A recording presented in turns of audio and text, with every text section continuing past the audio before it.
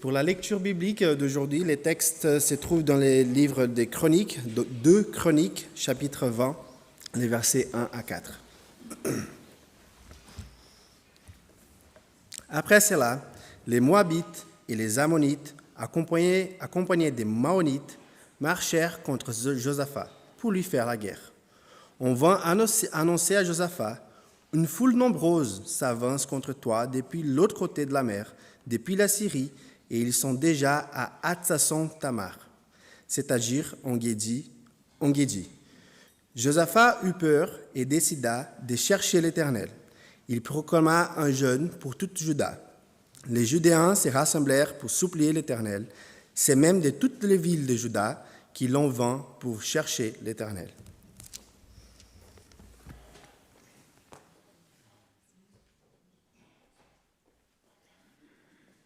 Alors bonjour à chacune et chacun d'entre vous. Je suis heureuse de partager avec vous ce temps de culte que nous voulons rendre à notre Seigneur. Ça fait très longtemps que je n'étais pas revenue dans cette église et je salue les personnes qui m'ont connue il y a 35, 40 ans déjà. Voilà. Nous allons ensemble découvrir une dimension assez particulière de la rencontre avec Dieu ce matin au travers de ce temps que nous allons vivre.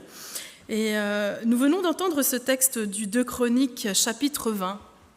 Josaphat a un problème. Il est le roi du royaume de Juda, le roi du royaume de la louange d'ailleurs, parce que Juda en hébreu veut dire louange. Et son problème, 3 ennemis qui décident d'unir leurs forces pour exterminer son peuple, pour tuer son royaume. Effacer le royaume de Juda de la surface de la terre. Et Josaphat est informé que des milliers de soldats avancent vers son royaume. Josaphat prend peur.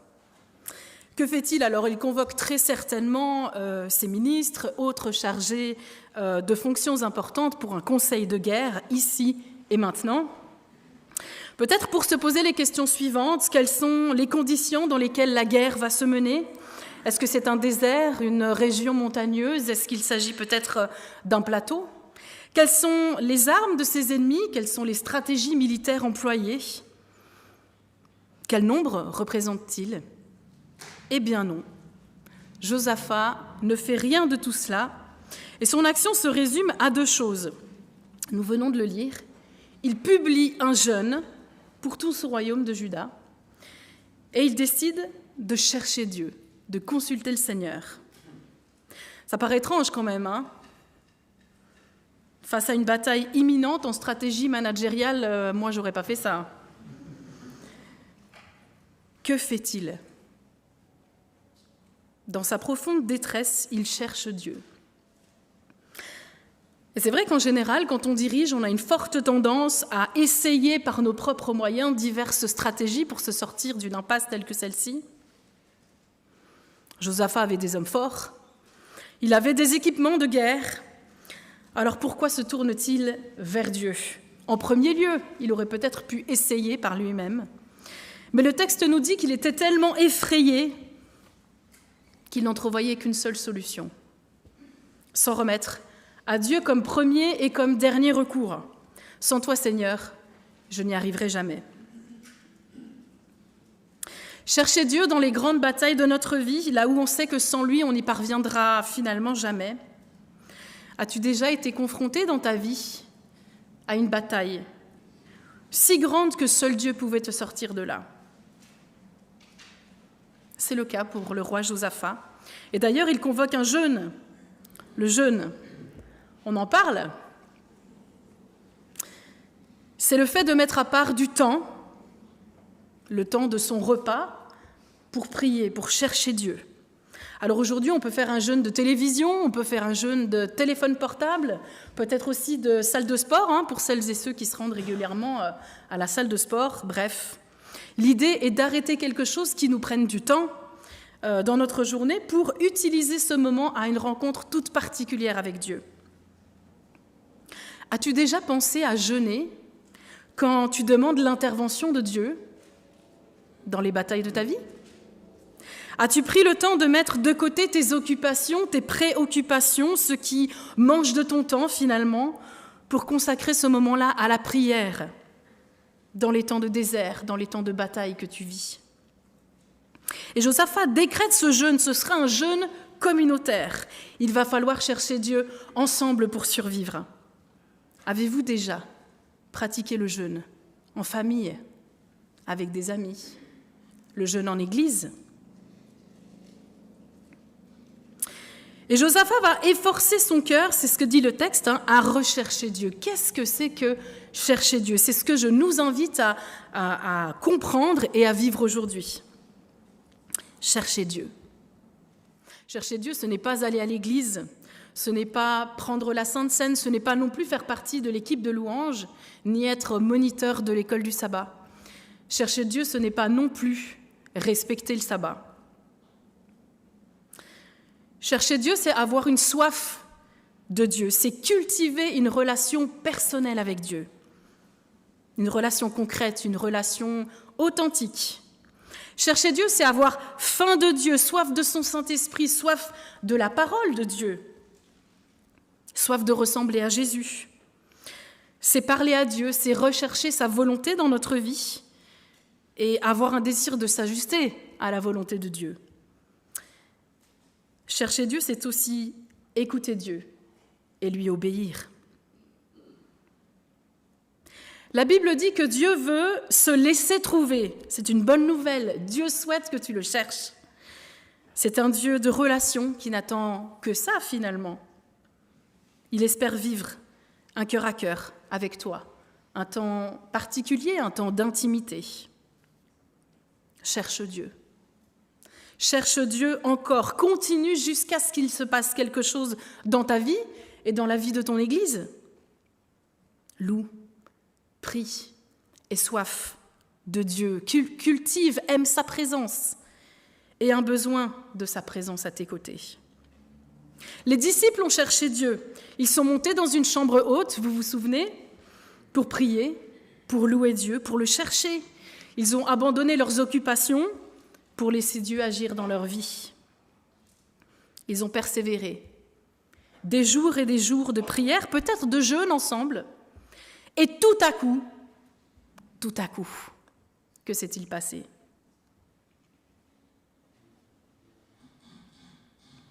Le Saint-Esprit est descendu sur eux, ils n'ont plus jamais été les mêmes. Et on peut lire d'ailleurs les fruits de cette transformation fulgurante, 3000 conversions en un seul témoignage, en une seule journée. Pas par leur force, pas par leur beau discours, pas par leur intelligence, mais par le Saint-Esprit qui désormais agissait à l'intérieur de leur vie. Des hommes, des femmes qui se sont mis à part, qui ont pris du temps pour chercher Dieu, pour l'écouter. Et toi, quand tu prends un temps avec Dieu, est-ce que tu penses à lui laisser un temps, à lui aussi pour te parler? Est-ce que tu sais faire silence dans ton cœur pour entendre la voix de Dieu? Est-ce que tu veux apprendre à l'écouter, mais à l'écouter vraiment? J'aimerais nous inviter par un chant à nous rendre disponibles à Dieu comme l'a fait ce roi Josaphat et son peuple. Seigneur, nous voulons te chercher, mais également entendre ce que tu as à nous dire ce matin. Alors on va chanter ensemble ce chant à tes pieds, ô divin maître.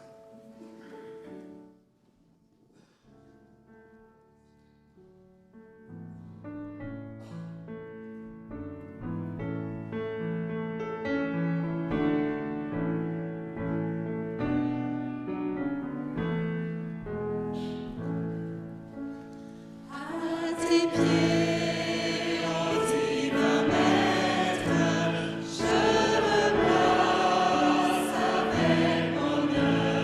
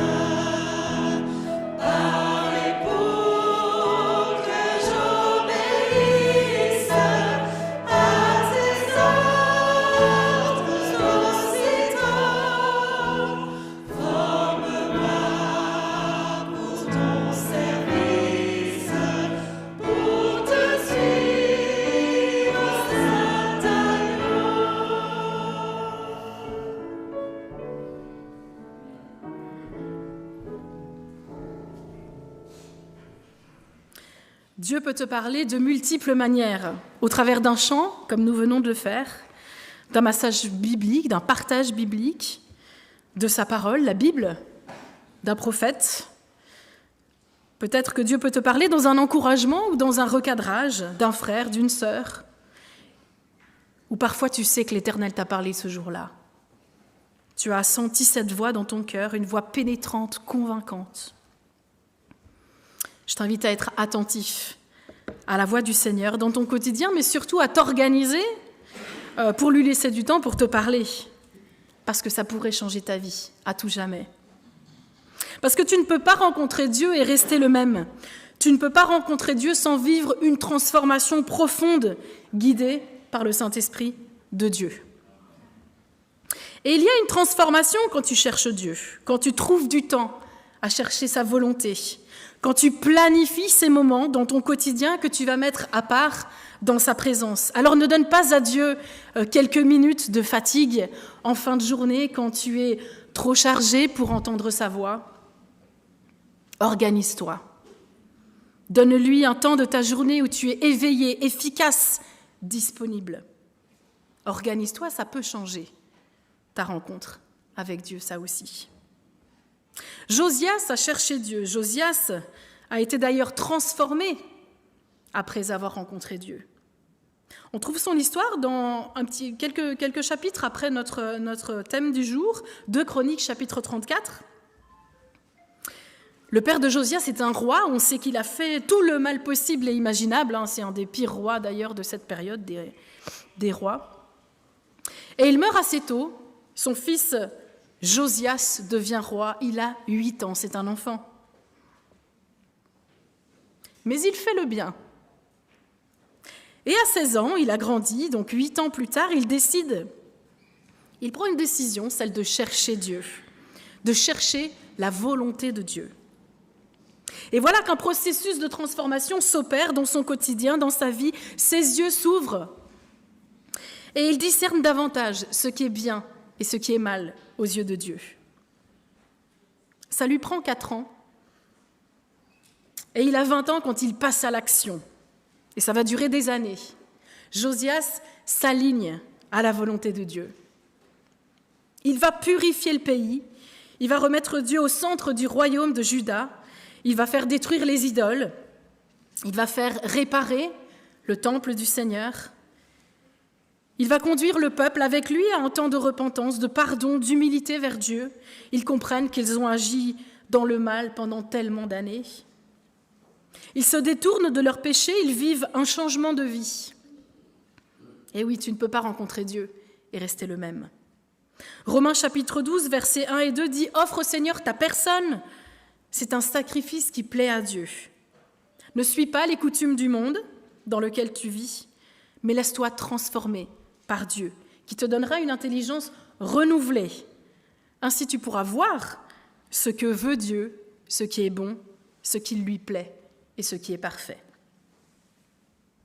Chercher Dieu, me mettre à son écoute, accepter d'être transformé jour après jour par son Saint-Esprit qui va agir en moi et qui va me révéler des zones qui ne sont pas en accord avec la volonté de Dieu, avec son projet pour ma vie, avec à ce à quoi il me destine.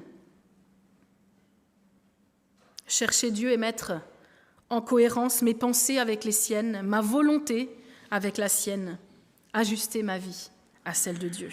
C'est ça, chercher Dieu. Et Moïse, ce grand Moïse, a cherché Dieu. Il l'a trouvé sur la montagne d'Horeb. Lui, le prince déchu, le fuyard assassin, il était alors berger, simplement berger. Et sur la montagne d'Horeb, il rencontre Dieu dans un buisson qui ne se consume pas, mais qui prend feu, un buisson qui prend feu. Et Dieu lui dit, « Moïse, Moïse, n'approche pas, enlève tes sandales. Parce que le lieu où tu te tiens est un lieu qui est saint. » C'est vrai que lorsque tu es dans la présence de Dieu, tu es sur une terre sainte. Et la présence de Dieu exige que tu enlèves tes sandales. C'est vrai. Il y a un caractère qui va devoir quitter ta vie. Dans mon quotidien, je me rends compte que peut-être j'ai des façons de parler qui doivent quitter ma vie. Je me rends compte avec la lumière du Saint-Esprit dans ma vie que je dois me dépouiller de certaines attitudes, de certains péchés, enlever ses sandales. Tu es devant le Saint des Saints. Et oui, tu seras appelé à renoncer à ces péchés cachés qui ont pris résidence dans ta vie, parce qu'il n'y aura pas de place dans ta vie pour ce péché et en même temps pour le roi des rois. Quand tu cherches Dieu, tu apprends humblement à enlever tes sandales.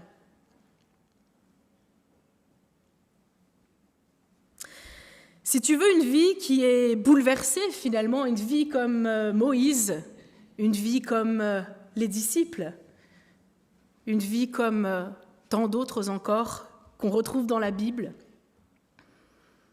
si tu veux vivre des choses puissantes, sans enlever tes sandales, je crois qu'il est peu probable que tu puisses les vivre. Et je crois que Dieu conduit ta vie sur un chemin de puissance quand tu as accepté d'enlever tes sandales, de te dépouiller de tout ce qui n'est pas conforme à la volonté de Dieu, dans les moindres recoins de ta vie. Pas de zone de non-droit pour Dieu. Si tu veux qu'il t'utilise puissamment, comme Moïse, comme les prophètes, comme ses disciples dans la chambre haute.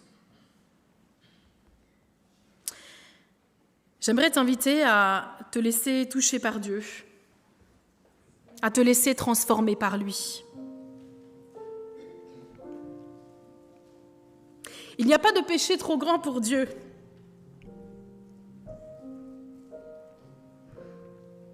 Il n'y a pas non plus d'addiction trop difficile. Et c'est un Dieu qui veut t'aider dans ce chemin qu'on appelle le chemin de la sanctification, de devenir meilleur. J'aimerais t'inviter à accepter ce prix d'enlever tes sandales, de dire non au péché dans ta vie,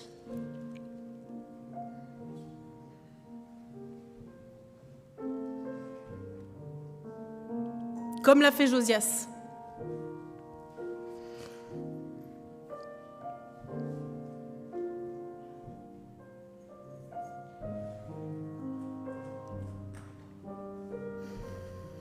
Et parfois, tu ne comprends pas pourquoi tu cherches Dieu avec ton cœur, malgré tout. Mais le tout à coup de Dieu ne survient pas.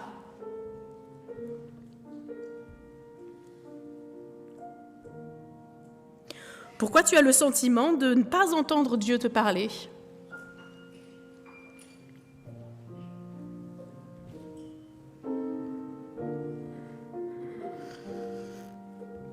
Pourquoi tu ne vis pas les choses du Saint-Esprit que vivaient les apôtres ?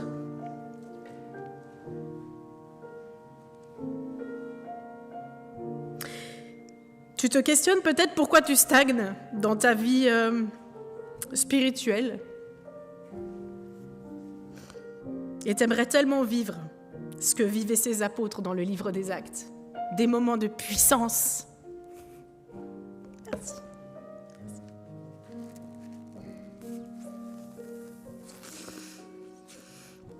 Ésaïe chapitre 59, verset 2 dit que ce sont nos crimes, nos péchés.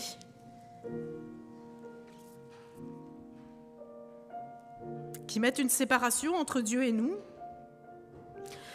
Ce sont nos péchés qui nous cachent de sa face. Et le texte nous dit, ce sont nos péchés qui parfois nous empêchent de l'écouter. Est-ce que ça te parle aujourd'hui ?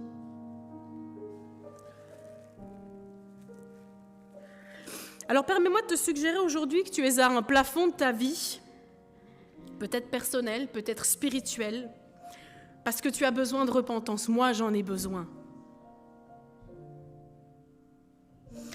Peut-être que tu as besoin, comme moi, de reconnaître que tu as des zones d'ombre dans ta vie, des endroits pas très jolis que tu caches. Et Dieu aimerait t'inviter aujourd'hui à les mettre en lumière, à lui abandonner tout ça.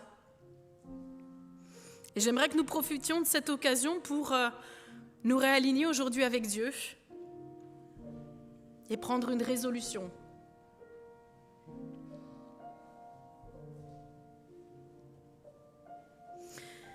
Parce que Dieu aimerait tellement nous amener plus loin que là où nous sommes aujourd'hui.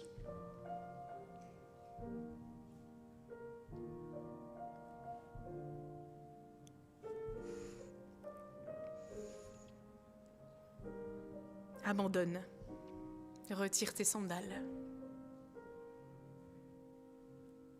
J'aimerais nous proposer de prendre un temps de recueillement, un temps pour soi, devant Dieu, à l'écoute d'un chant qui va se poursuivre. Et puis on aura quelques minutes, 1 minute, 2 minutes, pour que chacun dans son cœur puisse réfléchir, peut-être s'ajuster avec Dieu, profiter de ce moment pour mettre en cohérence sa vie avec le Saint des Saints, saisir cette occasion de retirer nos sandales. Peut-être que tu peux simplement, là où tu es, fermer les yeux, écouter et te laisser toucher par Dieu.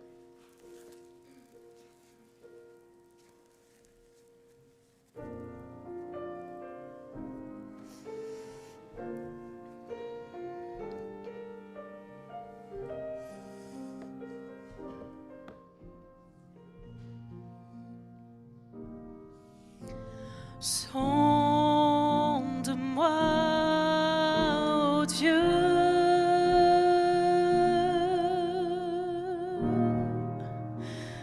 connais mon cœur, éprouve-moi, Seigneur,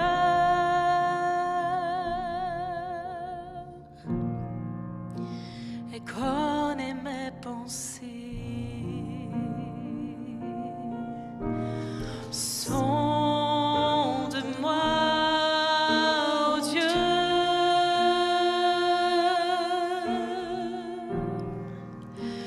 et connais mon cœur.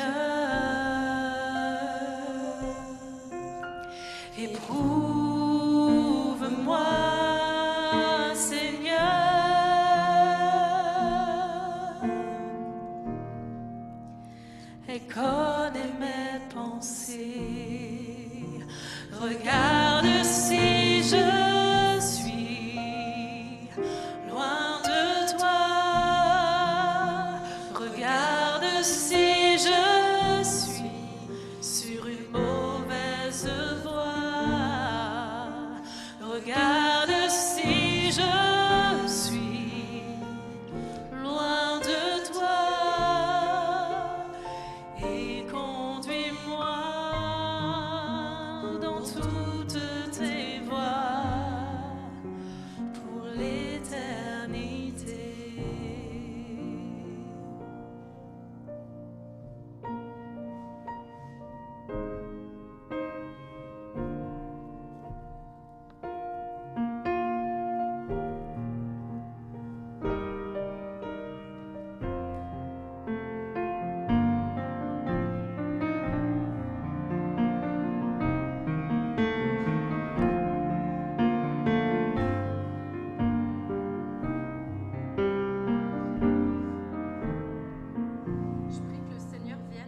Maintenant, déposer une lumière dans ta vie.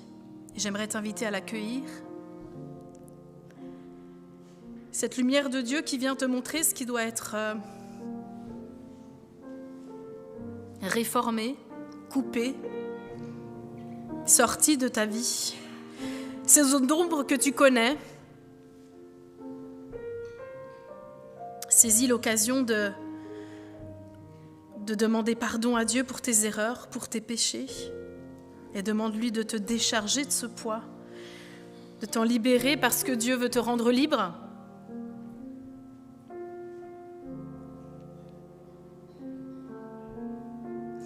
Demande à Dieu de te donner la victoire sur ce péché caché qui revient trop souvent dans ta vie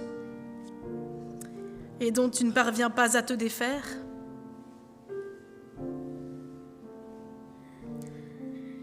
Saisis cette occasion aujourd'hui de changer de vie radicalement.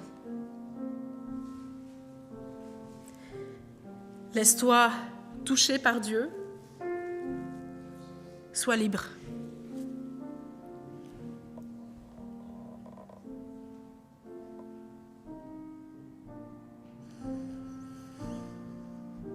Choisis aussi de te pardonner.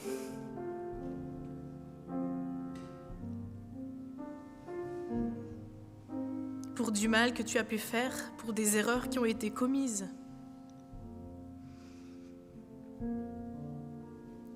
Et accepte ce pardon de Dieu.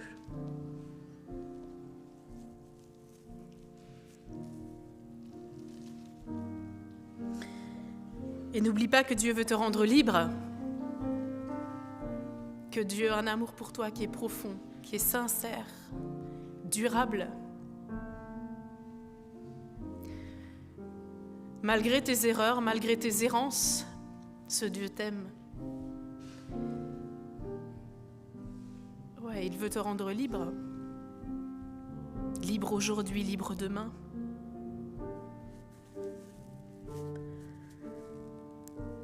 Ta vie changera quand tu renonceras à tes sandales. Quelle est la bataille que tu as besoin de remporter aujourd'hui ? Est-ce que c'est la victoire sur un péché ? Est-ce que c'est être libéré d'une addiction ? Est-ce que c'est l'amélioration d'un caractère sur un point particulier ? Est-ce que ton combat est en lien avec un conflit qui est relationnel, que tu vis à l'école, que tu vis peut-être au travail ? Quelle est l'épreuve pour laquelle tu souhaites l'intervention miraculeuse de Dieu aujourd'hui ? Et j'aimerais étendre à une question et une dimension communautaire. Quelles sont les batailles que vous avez besoin de remporter en Église ?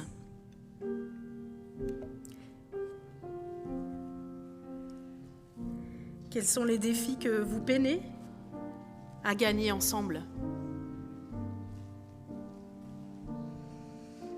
Je prie que l'Éternel continue à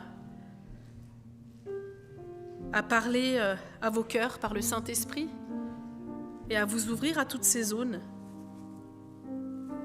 qui sont surtout des zones de bataille aujourd'hui, mais des zones de guérison, des zones de restauration dans le nom de Jésus. Amen.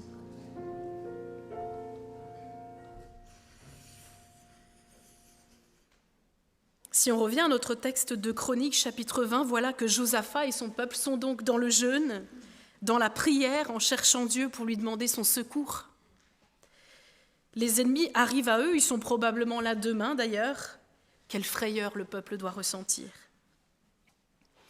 Et le texte le dit, verset 4, 2 Chroniques chapitre 20, verset 4, « Les gens de toutes les villes de Juda se rassemblent en un même endroit, à Jérusalem, pour demander l'aide du Seigneur. » Nous sommes ici, rassemblés aujourd'hui, nous venons comme eux de profiter de ce temps pour chercher Dieu, pour demander le secours de l'Éternel sur les situations de nos vies, peut-être pour demander à Dieu sa direction pour notre Église, peut-être pour lui demander sa présence, pour nous aider à mener une vie chaque jour plus pure, plus glorieuse.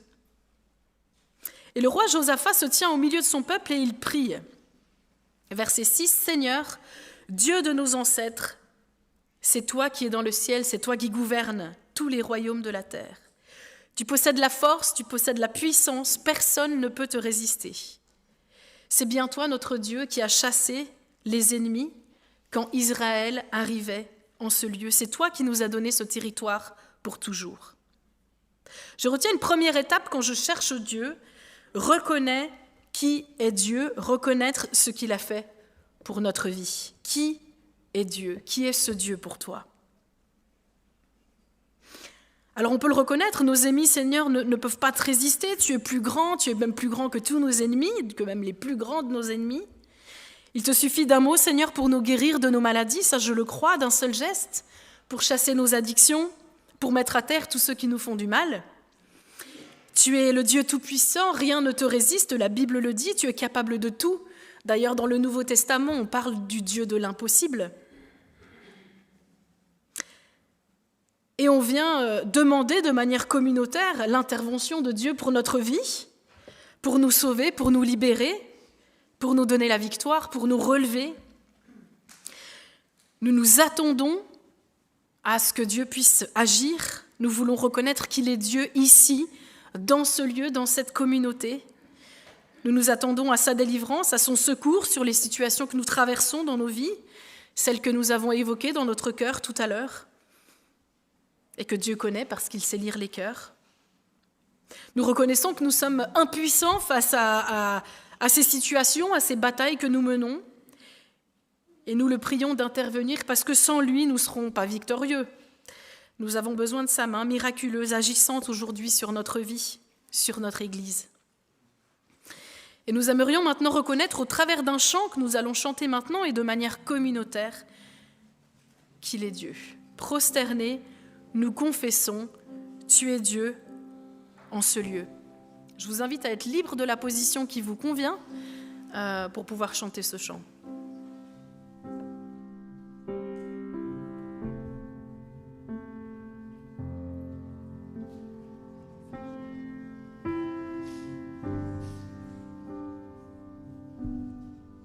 Prosternés,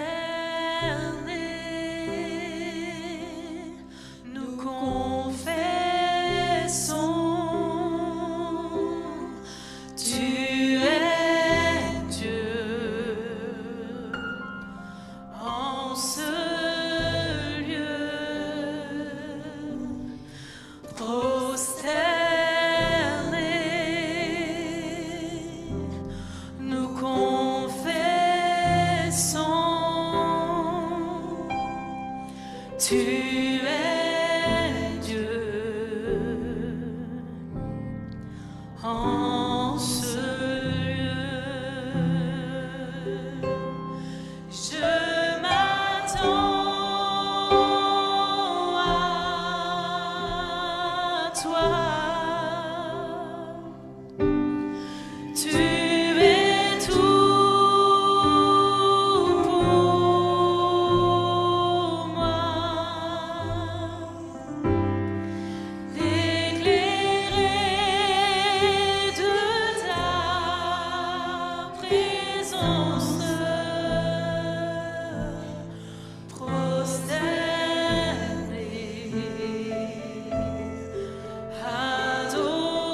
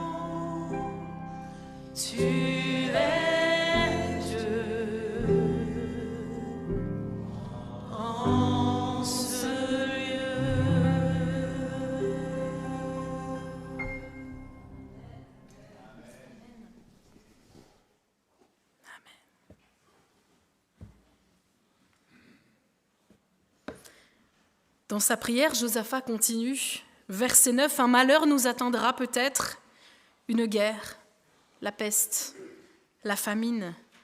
Nous viendrons vers toi, nous appellerons au secours vers toi du fond de notre malheur. Tu nous écouteras et tu nous sauveras. » Amen. Et c'est ce que nous venons de vivre. Reconnaître qu'il est Dieu, demander son secours sur nos situations. Nous t'appellerons au secours, tu nous écouteras et tu nous sauveras. Ça paraît simple, trop simple, parfois, pour nos cerveaux humains rationnels. Et pourtant, ce texte nous invite à avoir la foi comme un enfant. Quand tu promets quelque chose à un jeune enfant, il te croit. Il sait très bien que tu tiendras sa promesse parce qu'il a confiance en toi. Aucun doute.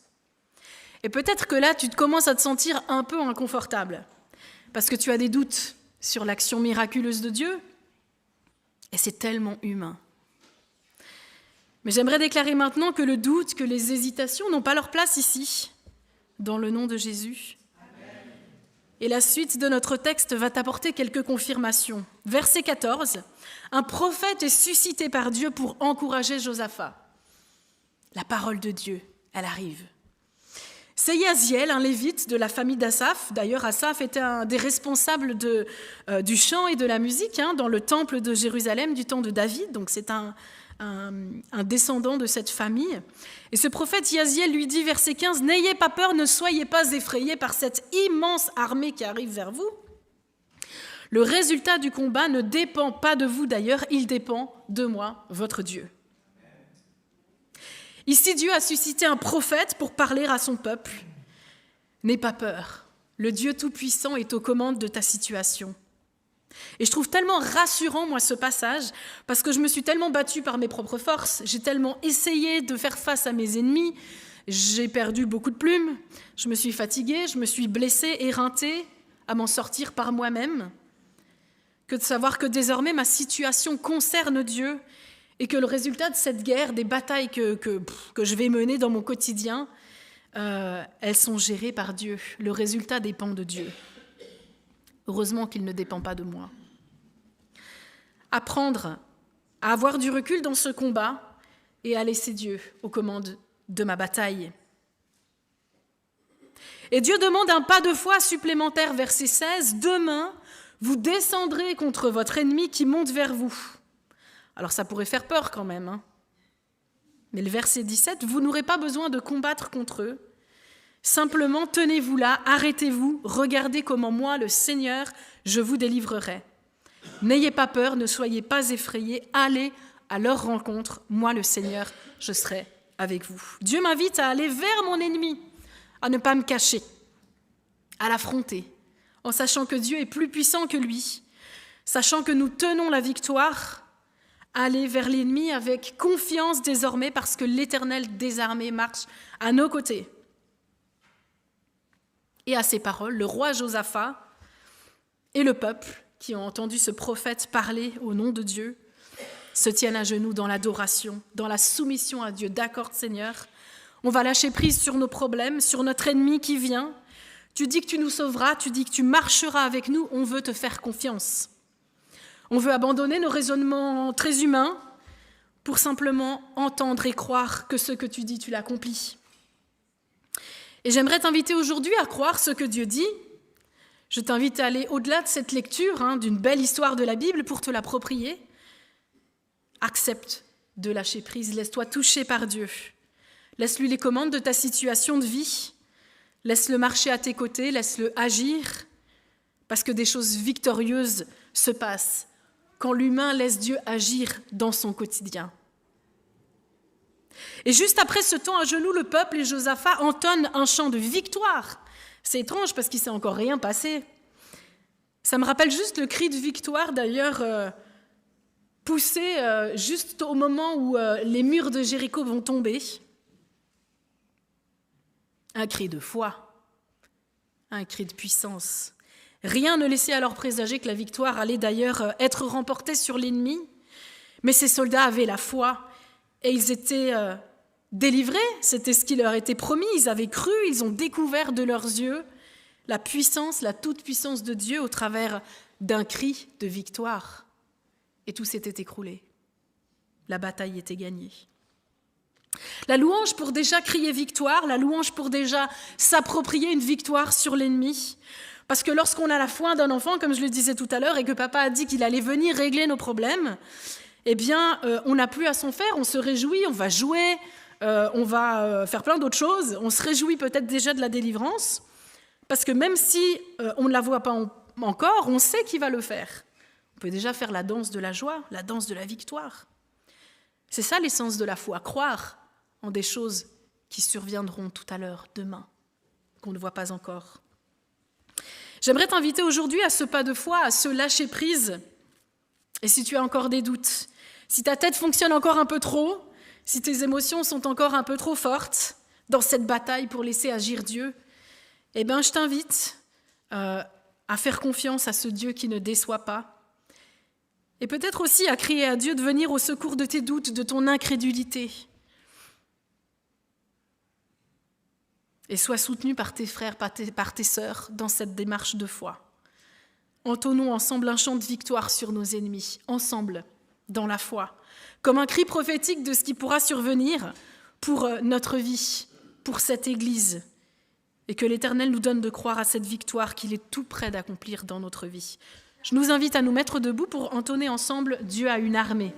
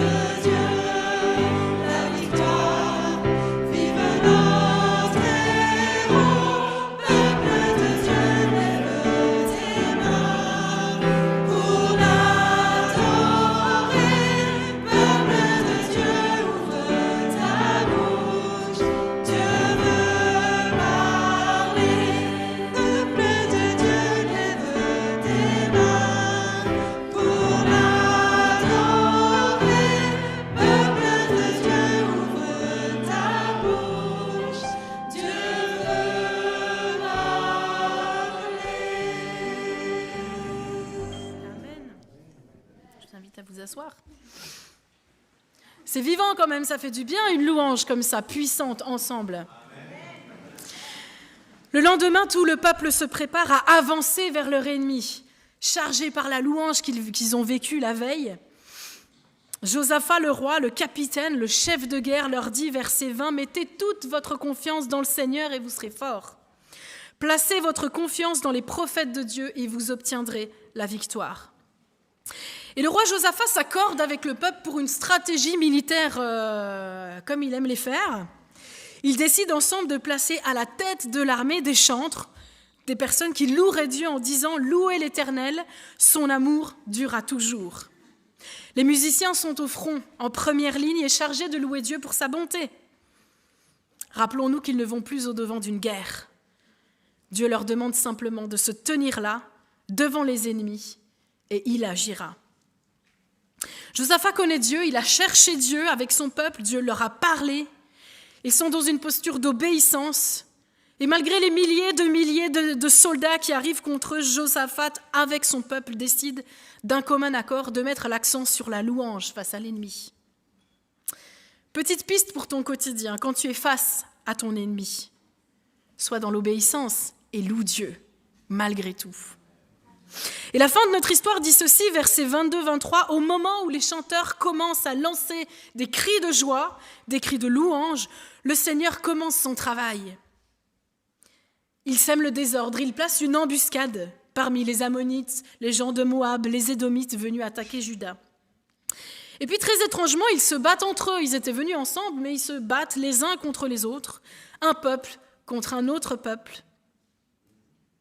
Et quand le peuple de Juda arrive à l'endroit où on aperçoit ce désert, la victoire est gagnée sans bataille. L'armée ennemie est décimée, il ne voit que des morts couchés par terre. Aucun homme n'est resté en vie. Dieu a gagné sans que nous fassions bataille dans notre vie. Amen. C'est une belle leçon. Voilà une délivrance miraculeuse et le Dieu de Juda est toujours le même, aujourd'hui prêt, disposé à t'accorder la victoire sur tes ennemis, à les terrasser et à te rendre libre.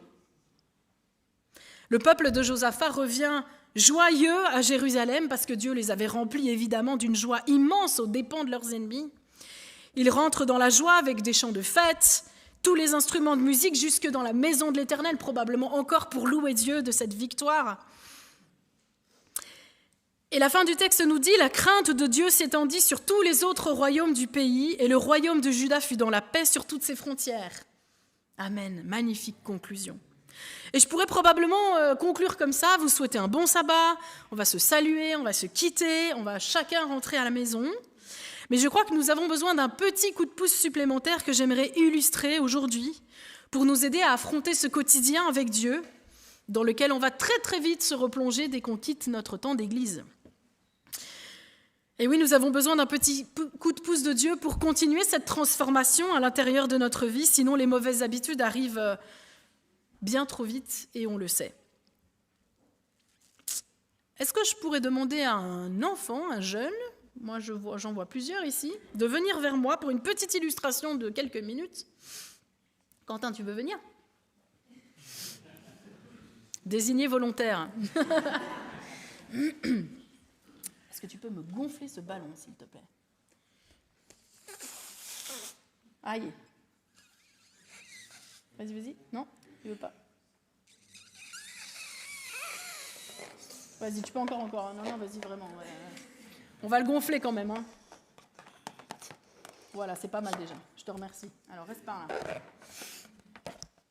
Ça, c'est notre petite vie. Hein. On va l'illustrer comme ça. Dieu me remplit par son Saint-Esprit. D'accord? Je suis gonflée à bloc.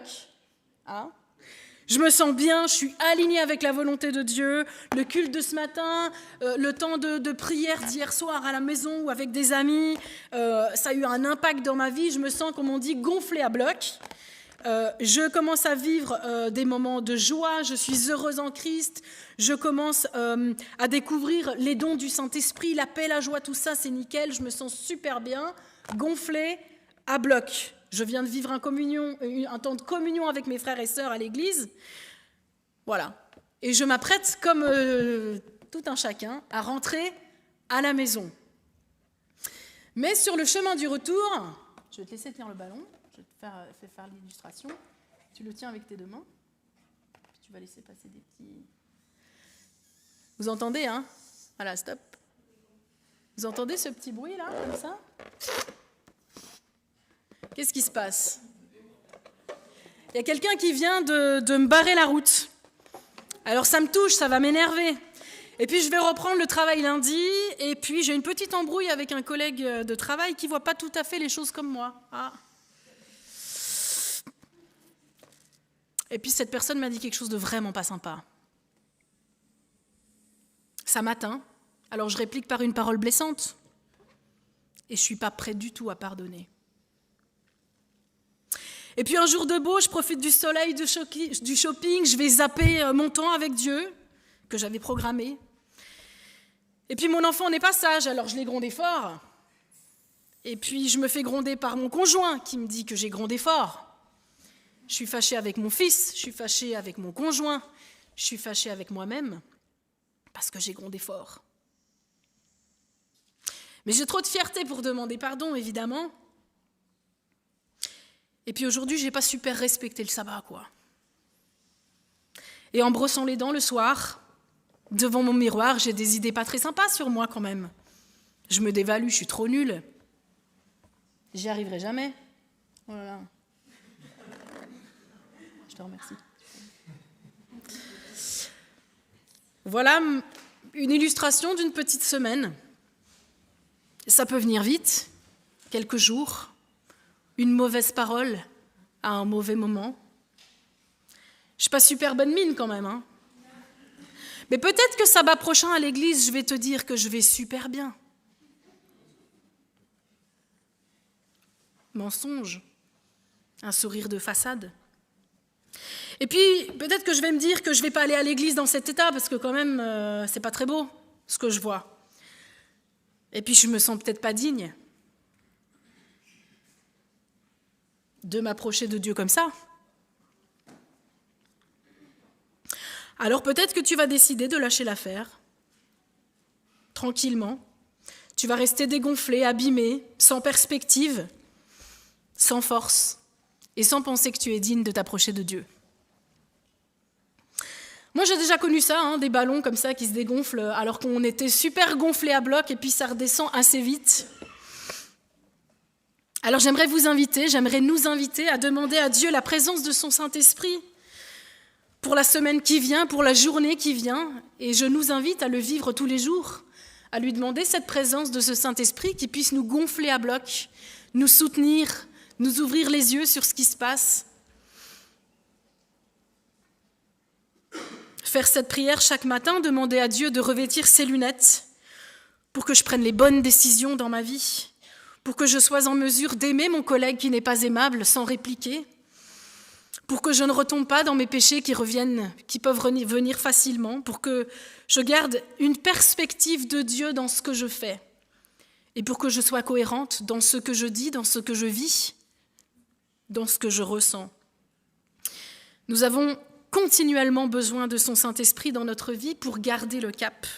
Et j'aimerais souhaiter à chacun d'entre nous que nous continuions à chercher Dieu, à avoir le désir de lui ressembler, à laisser le Saint-Esprit agir en profondeur dans notre vie pour révéler des changements durables, lâcher prise sur nos combats, oser ce pas de foi de laisser Dieu faire et simplement d'apprendre à le louer pour ce qu'il fait, pour sa bonté, pour sa délivrance.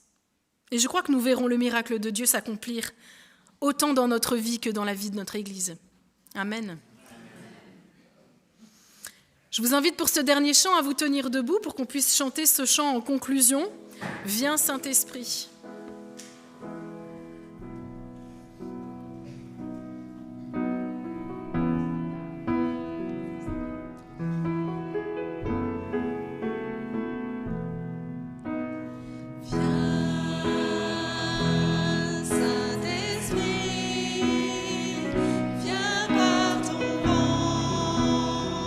Remplir le temple que je suis.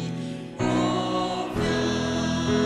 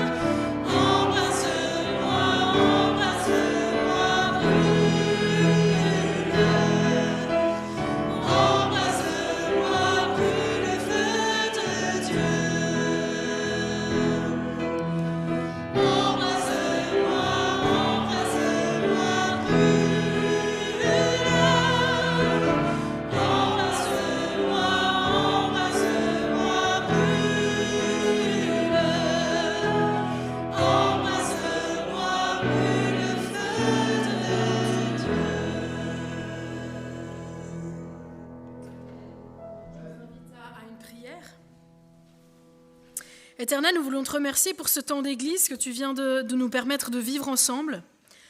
Nous voulons nous souvenir dans nos combats, quelles que soient les armées qui nous confrontent, que tu ne nous abandonnes pas, tu ne nous laisses pas tomber.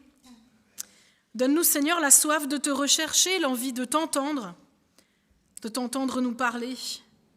Crée en nous aussi le désir de te ressembler plus. Apprends-nous à laisser le Saint-Esprit agir en profondeur dans notre vie pour un changement qui soit durable. Et Seigneur, apprends-nous à lâcher prise sur nos combats, à oser ce pas de foi en te laissant la direction de nos combats, alors que nous serons occupés à simplement te louer et à rester en lien avec toi, à proclamer que tu es un Dieu qui est grand, victorieux. Et nous voulons voir, Seigneur, avec foi, le miracle que tu vas accomplir dans cette Église, dans notre vie, dans notre quartier, au travail. C'est au nom de Jésus que nous te prions. Amen. Amen.